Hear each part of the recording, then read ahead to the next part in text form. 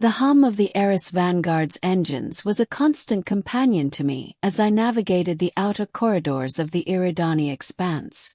Space was a cold, endless void, but my ship was home.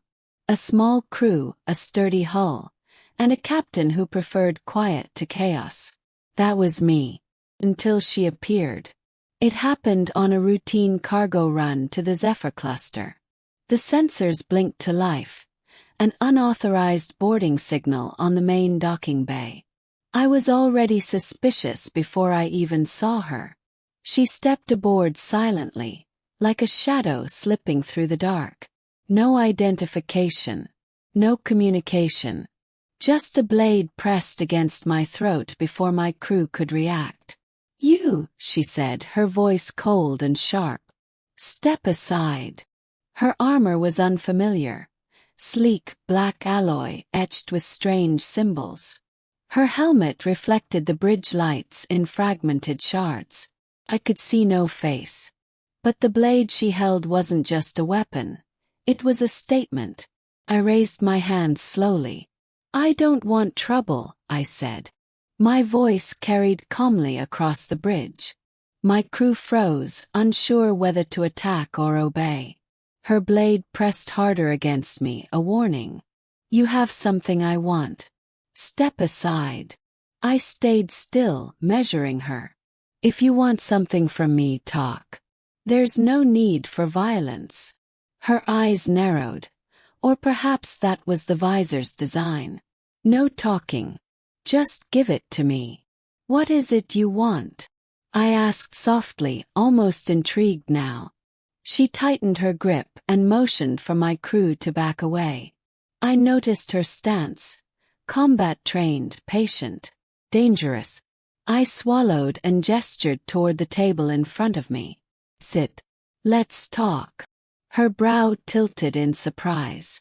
Small hesitation. But she didn't lower her blade. I said, "Give it to me." I reached behind me and pulled out something unexpected. Not a weapon, not a device, just a steaming cup of tea. The scent was rich with chamomile and starleaf, a blend I kept for rare moments of calm. I placed it on the table in front of her. The hum of the ship seemed to fade. Her blade froze inches from my neck. I met her gaze through the visor. Slowly, almost imperceptibly, her shoulders slackened. "Tea?" I asked softly. She blinked, an almost human gesture. Then, without lowering her weapon, she lowered her visor. Her face emerged like an artist unveiling a painting. Pale skin, sharp features, and eyes the color of molten silver. 1,000 questions lay in that gaze. "I don't drink tea," she said finally, her voice softer, uncertain. I smiled faintly. "Then why stop?" I gestured again to the cup. "A drink doesn't kill. Neither does talking." For a long moment, the ship felt suspended in stillness. Then her blade lowered, not fully but enough to show doubt. She took a step back. The tension was replaced by something strange. Hesitation. I took that moment to speak. "Whatever you're looking for, you don't have to take it by force. We can talk." Her breath came in slow, deliberate rhythms. "You're different from what I expected." "Different can be good," I said. "Try it." I pointed to the tea again. "For peace." Her hand hovered over the cup. Her armor made quiet clicks as she shifted her weight. Then, without explanation, she sat opposite me.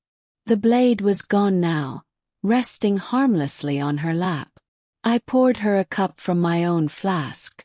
Steam curled between us, carrying the scent of calm across the table. "What's your name?" I asked. She stared at the tea, then up at me. "Krya. Krya. I'm Captain Renek." I offered my hand, but she ignored it. Her gaze remained fixed on the tea. "Why board my ship with a blade at my throat?" I asked gently. She didn't answer. She lifted the cup slowly, as if it were a fragile relic. Her lips brushed it, and she inhaled the aroma deeply. Then she drank. Long sip. Her shoulders relaxed further, and she let out a breath she hadn't realized she was holding. "This is strange," she murmured. "You don't fear me." "I have nothing to fear from someone who drinks tea with a blade in their hand," I said lightly. "Fear doesn't solve anything." Her gaze met mine again. There was an unspoken story behind those silver eyes. Loss, desperation, something that had brought her here to my ship. She set the cup down carefully. "I need something only you have. But I didn't know if I could ask." "Then don't take it. Ask." I leaned forward slightly. "Violence isn't your only option." For the first time she smiled faintly. Not a friendly smile, but a weary one. "Perhaps. You are the anomaly here, Captain Renek." The ship's hum deepened as if agreeing. She rose, helmet still in hand now. "I came aboard as a thief. But perhaps I should leave as something else." She extended her hand. This time I took it. The blade was gone, replaced by an unspoken truce. "I'll give you what you want," I said softly. "But only if we talk first." Krya nodded. Her silver eyes reflected something I hadn't expected. Trust. The ship's lights pulsed gently as we both sat down again. Two strangers from different worlds, bound not by threat or force, but by a cup of tea. And somehow, that was enough. Krya set the cup down carefully, her fingers brushing the rim. For a moment, the bridge was silent except for the soft hum of the Eris Vanguard. "This is strange," she murmured, her voice softer now. "You don't fear me." "I have nothing to fear from someone who drinks tea with a blade in their hand," I replied lightly. "Fear never solves anything." Her silver eyes met mine, searching, wary. Behind them was a story I couldn't name. Loss, desperation, something deeper than her mission. She straightened, helmet now in her lap. "I boarded your ship to take something. I didn't know if I could ask." "Then don't take it. Ask," I said calmly, leaning forward. "Violence isn't the only way." For the first time she smiled, not friendly but weary, as if a burden had lifted.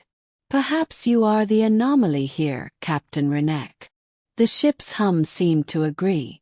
Krya rose, her armor shifting softly. She extended her hand, the blade gone. I took it without hesitation. "I'll give you what you want," I said quietly. "But only if we talk first." She nodded, a small flicker of trust in her eyes. "Then let us talk." We sat together again, the tea steaming between us. Two strangers from worlds apart, united not by force but by choice. Somewhere deep in space, a moment of peace was forged. And for the first time since boarding my ship, Krya didn't seem like an intruder. She seemed like an ally. And perhaps that was the most dangerous thing of all.